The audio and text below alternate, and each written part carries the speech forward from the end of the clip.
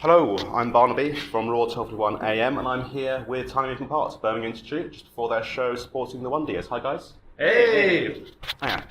So it's the first time you've played Institute, as opposed, you've played Birmingham before, I understand. It's the first time you've played this particular venue. Yeah, this is our first time here. It's a big place. Yeah, I mean, I was reading some of your stuff you've done with other companies, and you said that your town is 3,000 people? 3,000 And this people. venue is 15,000 capacity. 1,500 capacity. So, I mean, that's like, I mean, if everyone like stood on each other's shoulders, you could basically fit your entire town in here. Basically, yeah. That's pretty crazy. That's quite something. So, so your last album was obviously out last year. Was there any kind of difference recording that to your last couple, or has it been the same kind of process each time? Or It's been kind of pretty similar. We recorded with our friend Greg Lindholm. He did this Couch Song called Friendship and some other like splits we've done. And so we knew we wanted to do the record with him again. So we just spent like a month, it was like 30 days with him, just hanging out, and the studio was like in his house, so it was great, just partied, and he has awesome dogs, and it was super. great. I guess the difference would be it took, the first two records were like time crunched and like on a budget, like a super tight budget, and this one like we just had a bunch of time, so a lot of downtime, and we get a little distracted here and there. Oh yeah. And he recently got a hot tub, so we're going to have to go record with him again. 6 albums in 1 year, just for the sake of that hot tubs, yeah? Gotta do it. Why not? Why not? Guess, yeah, I mean, this is more for you. So obviously your guitar lines are like, crazy technical. Is there any difficulty you ever had sort of balancing that with the vocals as well? Or is it just kind of one of those things that you've always been able to do? Or has it been something you've kind of trained yourself? I mean, practice definitely, helps. I don't know, it's a lot of fun, and it just kind of naturally happens, I guess. People ask that a lot, like, how do you jump around and play guitar and sing and all that? But it's like, we just have fun, and it just happens. I don't know. I really don't know. I mean, coming from a guy who struggles to play Fall Out Boy riffs while singing, it's sometimes I listen to it and I'm just like, wow. Okay. Yeah. I mean, back to the venues. I mean, there are some great clips of you on these playing these tiny like basement shows, where you're cramped up, crowd around you.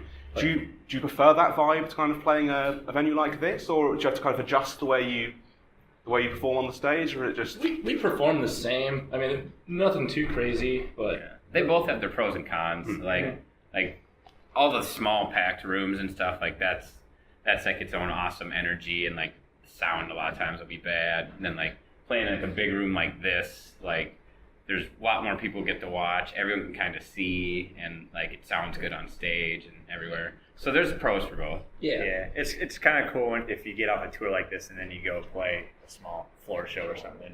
It's a nice little treat here and there. Imagine. Okay.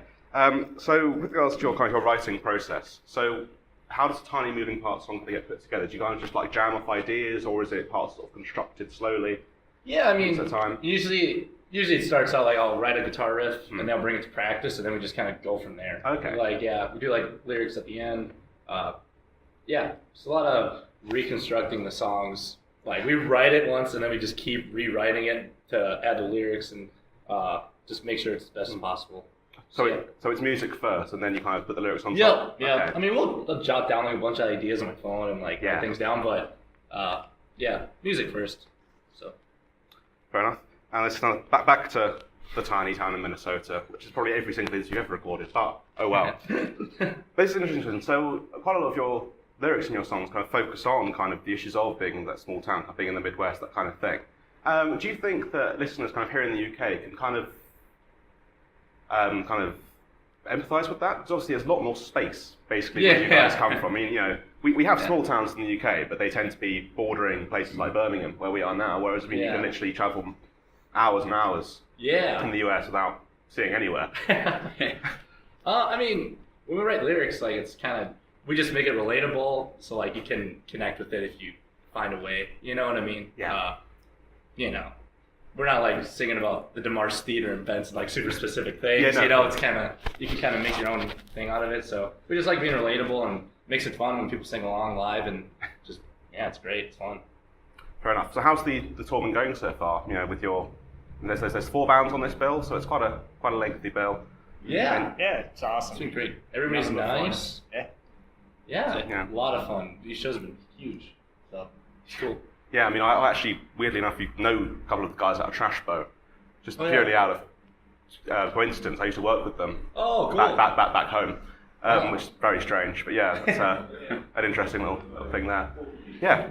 Well, thanks for taking the time, guys. Oh, Thank you. No problem. It's been really good to hear from you, and best of luck with the show tonight. So Thank you. this has been Barnaby Merrill from Raw Lamb with Tiny Moving Parts. Thanks very much, guys. Thank you. Hell Bye. yeah.